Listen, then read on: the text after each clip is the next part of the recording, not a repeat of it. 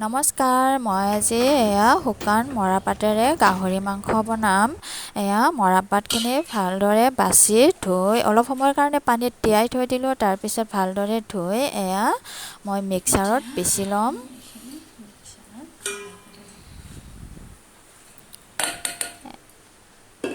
এনেকৈ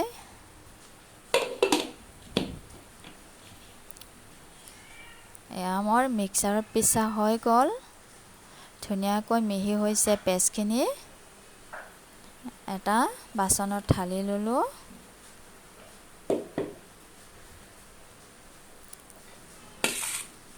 এতিয়া গাহৰি অলপ লৈছোঁ, বেছি নহয়, 100 টকামানৰ গাহৰি। এতিয়া পিঁয়াজ 3টা লৈছোঁ, আদা নহৰু শুকান জলকীয়া 2টি লৈছোঁ।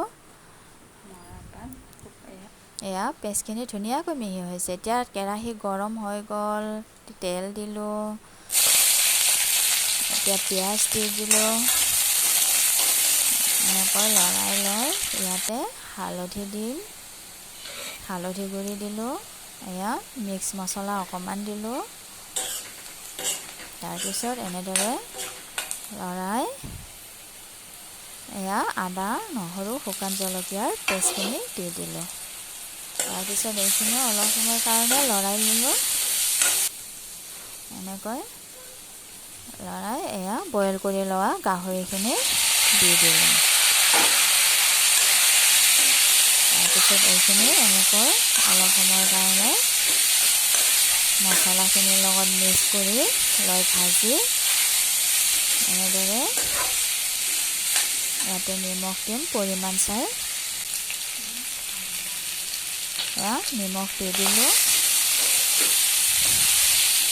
তাৰপিছত নিমখখিনি এনেকৈ মিক্স কৰি লৈ এতিয়া মই দিলোঁ গোলমৰিচ দিলোঁ, ক'লা জালুক, অলপ সময়ৰ কাৰণে ঢাকনি মাৰি থৈ দিলোঁ।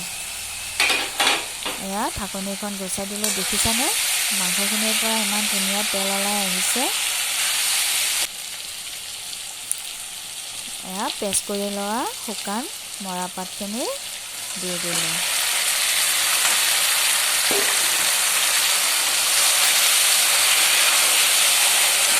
এতিয়া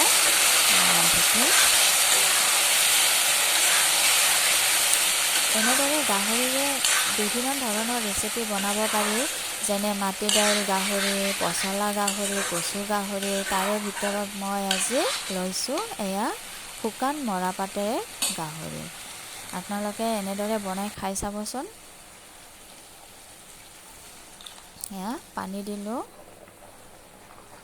ইয়াতে মই খাৰ দিছোঁ। খাৰ নিদিলে টেষ্টটো ভাল নালাগিব। এতিয়া পানীখিনি শুকাব লাগিব। অলপ সময় পানীখিনি শুকাব দি এতিয়া হৈ গ'ল মোৰ গাহৰি ৰেডি। ভাল লাগিলে লাইক কৰিব, শ্বেয়াৰ কৰিব, ছাবস্ক্ৰাইব কৰি দিব। ভুল হ'লে শুধৰাই দিব। এতিয়া আহিছোঁ, বাই বাই।